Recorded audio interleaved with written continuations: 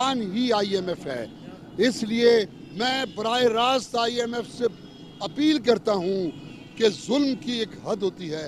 आपके सूदी निज़ाम और आपकी शराइत की भी कोई लिमिट होती है। सारी दुनिया इंसानी हुकूक को मानती है।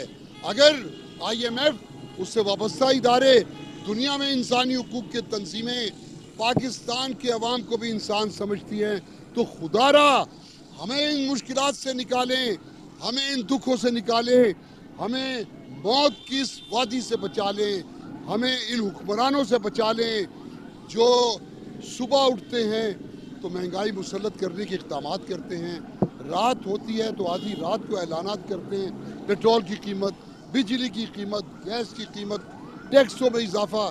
इसके सिवा हुकूमतों के पास कोई रास्ता नहीं है। ये हुकूमतें नहीं हैं, ये मौत के वो सौदागर हैं जिनके